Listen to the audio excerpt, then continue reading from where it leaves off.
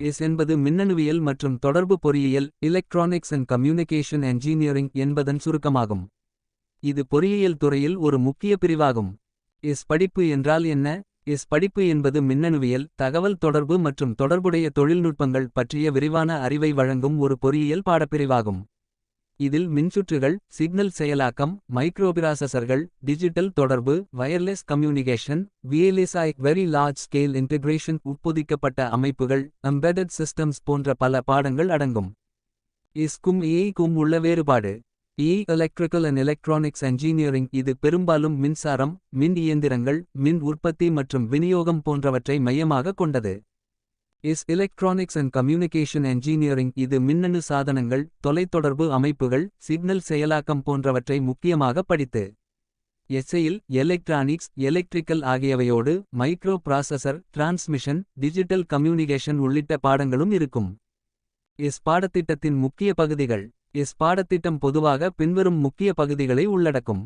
அடிப்படை மின்னணுவியல், மின்சுற்றுகள், டயோடுகள், டிரான்சிஸ்டர்கள் போன்ற மின்னணு சாதனங்கள். டிஜிட்டல் மின்னணுவியல், லாஜிக் கேட்ஸ், டிஜிட்டல் சுற்றுகள், மைக்ரோபிராசசர்கள் மற்றும் மைக்ரோகண்ட்ரோலர்கள். தகவல் தொடர்பு அமைப்புகள், அனலாக் மற்றும் டிஜிட்டல் தொடர்பு, வயர்லெஸ் கம்யூனிகேஷன், ரேடியோ, தொலைக்காட்சி, மொபைல் தொடர்பு. சிக்னல் செயலாக்கம், சிக்னல்களை பகுப்பாய்வு செய்தல் மற்றும் மாற்றியமைத்தல், DSP டிஜிட்டல் சிக்னல் ப்ராசஸிங். கட்டுப்பாட்டு அமைப்புகள், தானியங்கி கட்டுப்பாட்டு அமைப்புகளின் வடிவமைப்பு. VLSI வடிவமைப்பு, ஒருங்கிணைந்த சுற்றுகளை இன்டிகிரேட்டட் சர்க்யூட்ஸ் வடிவமைத்தல் மற்றும் உருவாக்குதல். உட்பொதிக்கப்பட்ட அமைப்புகள், எம்பெடட் சிஸ்டம்ஸ் குறிப்பிட்ட பணிகளைச் செய்ய வடிவமைக்கப்பட்ட கணினி அமைப்புகள். படிப்பின் எதிர்காலம் மற்றும் வேலை வாய்ப்புகள். பட்டம் பெற்றவர்களுக்கு பல்வேறு துறைகளில் பரந்த வேலை வாய்ப்புகள் உள்ளன. சில முக்கிய துறைகள். தகவல் தொழில்நுட்பத்துறை.